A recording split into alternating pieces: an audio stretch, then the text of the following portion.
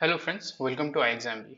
In this video, we'll see the sources and the approach you should follow for the upcoming RBI Grade B ESI, and also we'll try to address the dilemma between the current versus the static part.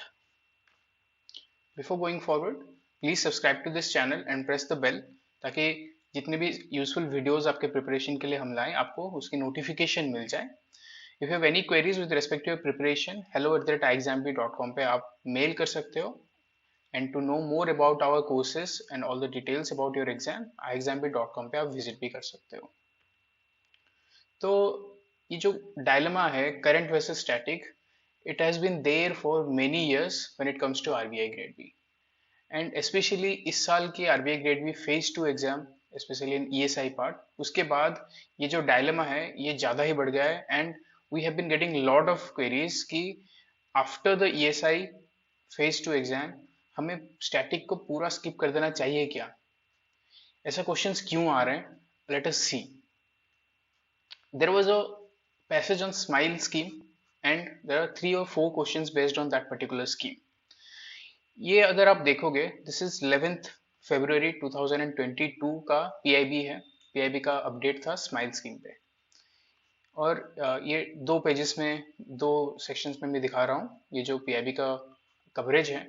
And all those 3 or 4 questions that were asked from smile scheme, ये सारे details आपको यही article जो PIB के article है उसी में से कवर हो जा रहे हैं. यहाँ पे आप देख रहे हो, दे have asked about the sub scheme, they have asked about Garima grey, ये सब स्कीम के बारे में भी पूछे थे. तो they have asked about all this सब स्कीम्स. ये सारे डिटेल्स आपको एक ही पीआईबी आर्टिकल से कवर हो जा रहे हैं. Next question was free trade agreement. एक पैसेज दिया गया था फ्री ट्रेड एग्रीमेंट के ऊपर. There were 2 questions on this.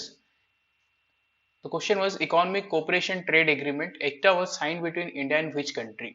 यहाँ पे आप देख सकते हो, answer is Australia. And India has so far signed how many free trade agreements, ये भी देख सकते हो. 6 अप्रैल पीआईबी का पब्लिकेशन है, पीआईबी का आर्टिकल.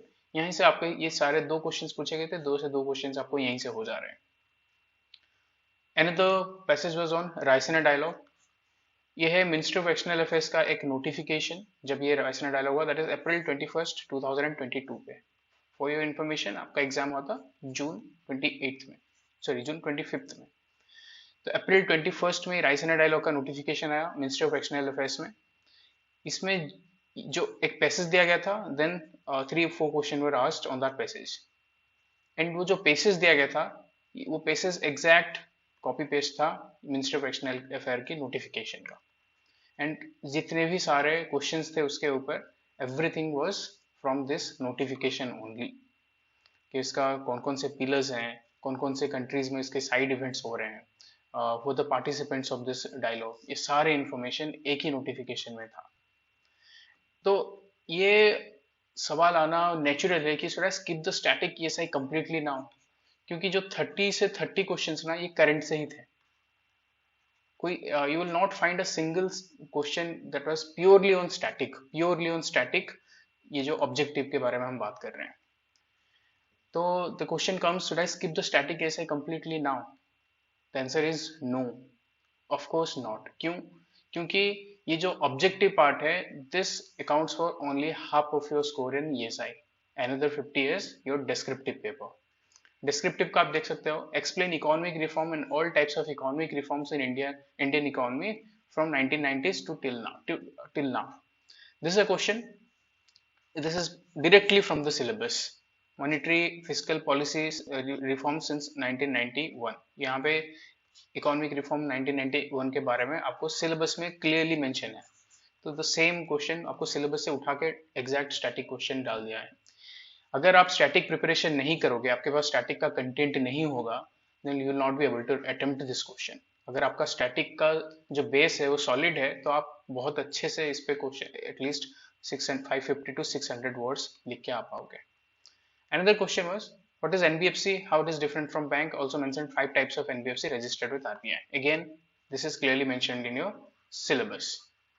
अगर आप सिलेबस का हर एक पॉइंट पे आपके पास इनफ कंटेंट है, तो it will be very easy for you to attempt this question. And again आप इसमें भी बहुत अच्छा content with the word limit आप लिख के आ पाओगे।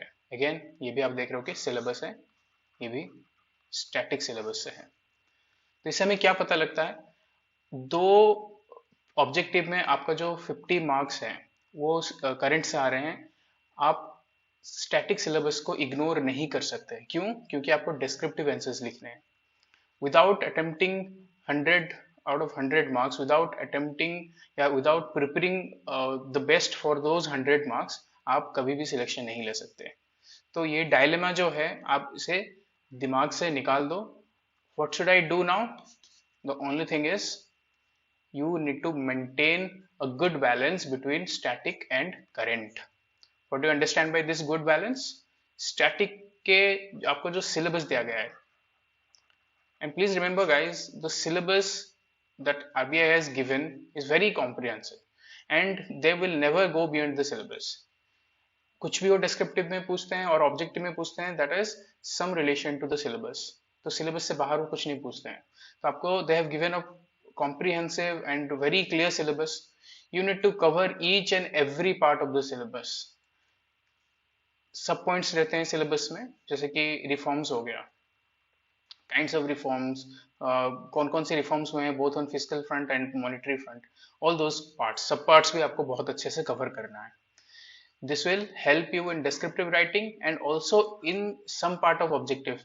अगर आपका करंट अफेयर्स से सारे क्वेश्चंस हैं, फिर भी इट्स नेचुरल कि कुछ part of current affairs you will B missing in your exam. ऐसा नहीं कि आप 100 से 100 करंट अफेयर्स जो सारे newspaper everything you are covering, कुछ पार्ट्स तो मिसिंग होंगे। एंड वहां पे आपको आपका जो स्टैटिक का नॉलेज है वो अप्लाई करके will be able to eliminate the wrong options and get to the right answer. वहां पे भी आपको हेल्प करेगा। So you need to maintain a good balance between static and current. The same time you will be covering each and every part, subparts of the syllabus, and the same time you need to cover each and every part of your current. Like आप बीपीडिया कर रहे हो 6 to 8 months का, you are up to date with current happenings in Indian economy. PIB के सारे updates कर रहे हो, ऑल दोज गवर्नमेंट स्कीम्स जो न्यूज में थे उसके सारे डिटेल्स आपके पास है। Those reports and indexes that has been released in the last 6 to 8 months, उसके भी सारे डिटेल्स, इंडिया का रैंकिंग्स, द टॉप 5 कंट्रीज के रैंकिंग्स, ये सारे डिटेल्स आपके पास है। When you maintain a good balance between static and current, you will maintain a good marks both in objective and descriptive part. Then only you can aspire to get into RBI. So guys, ये जो dilemma है please आप अपने दिमाग से निकाल देना। आपको both static and current part करना है। If you want to enroll to our courses, you can get flat 45% off by using B45 code. आप exambit.com विजिट करके हमारे कोर्स के बारे में ज़्यादा जान सकते हो। One major thing about our course is we keep on changing our approach, looking at the approach RBI is adopting. जैसे जैसे RBI उसका अप्रोच चेंज करता है, we keep on changing our syllabus, we keep on changing the way we deliver our content. जो PIB का आपने देखा 6 to 8 months के जितने भी पीआईबी आर्टिकल्स हैं और गवर्नमेंट नोटिफिकेशंस हैं, government notifications and PIB, all these things are covered in our course. Cover मतलब ऐसा नहीं कि बस हम वी हैव प्रोवाइडेड यू कि ये है आर्टिकल आप खुद पढ़ लो। We do take extensive live classes on those notifications. We do provide a lot of MCQs, in-depth MCQs on those articles.